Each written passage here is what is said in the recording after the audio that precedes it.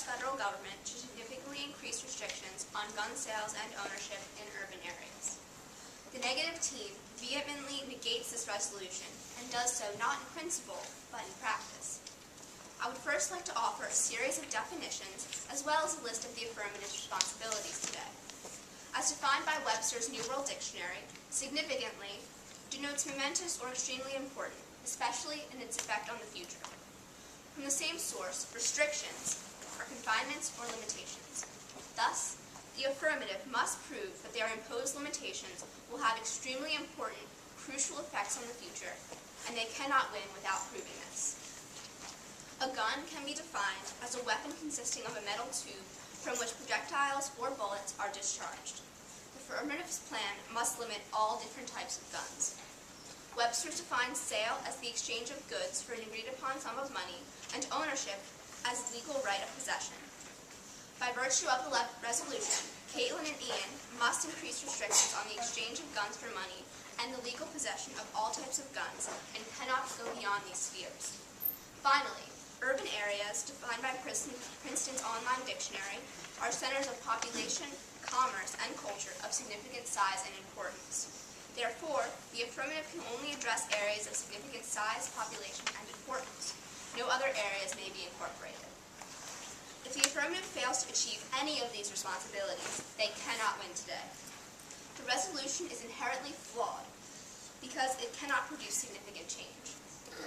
Urban gun legislation has proven ineffective in the past and will not pass as a law in the future.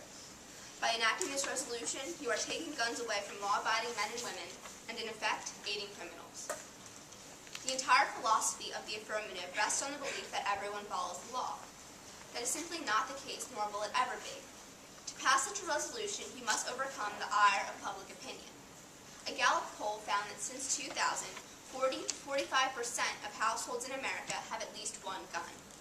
That's almost half of the country's population, 53 million households, 80 million adults, in favor of gun ownership and, in all likelihood, the Second Amendment, which guarantees Americans the right to bear arms. That's certainly a large number of people convinced that infringing upon the Second Amendment will bring significant, desirable change. This information also proves that guns are out there. No amount of sales and ownership restrictions will decrease the number of guns already in circulation.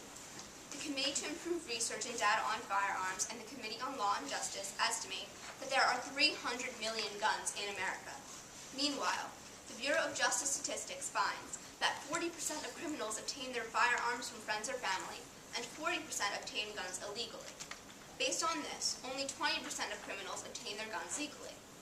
Criminals would never commit crimes with weapons which could serve as irrefutable evidence against them. I've thrown out a lot of numbers, but the bottom line is this. There are guns in America, and criminals will get them no matter what restrictions the affirmative imposes. Another reason why the status quo will be insignificantly effective is that rural areas are not included in the resolution. The Brady Campaign to Prevent Gun Violence reports that most rural and urban counties have the same number of gun deaths. Youth in rural areas are as likely to die from a gunshot as those living in urban areas. If the goal is to decrease the amount of gun-related deaths, this resolution will not do so. Additionally, guns can be obtained in non-urban areas by urban dwellers. Therefore, change will not occur as a result of the resolution. Those in urban areas will still procure guns. Urban gun control laws have been ineffective in America and are often ruled unconstitutional by the Supreme Court. In 1976, Washington, D.C. enacted a law which prohibits residents from owning handguns and required all guns to be stored, unloaded, and disassembled. According to the Future of Freedom Foundation, D.C.'s murder rate rose 134% per 100,000 after this ordinance's enactment.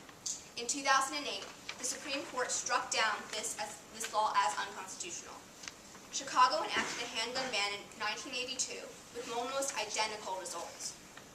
Evidence cited for the Supreme Court case McDonald v. Chicago found that Chicago's handgun murder rate was 40% higher than it was before the law took effect.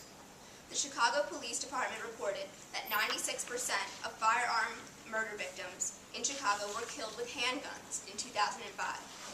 Last summer, in McDonald v. Chicago, the Supreme Court essentially rendered Chicago's handgun ban unenforceable, stating that the Second Amendment applies to both state and local laws.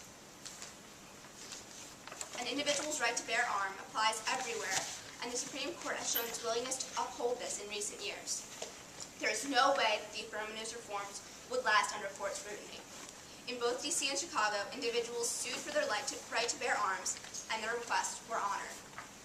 No doubt this would only happen again with new laws. The affirmative may cite instances in other countries, or has cited instances in other countries wherein severe gun control works. Yet, here in America, insignificant restrictions in urban areas do not work and will not last as long. Although criminals will still have easy access to firearms under the affirmative's plan, law-abiding men and women will not, thus decreasing their ability to defend themselves from violent crime. A study published in the Journal of Criminal Law and Criminology at Northwestern School of Law found that 2.5 million times per year, people use guns to defend themselves from criminals.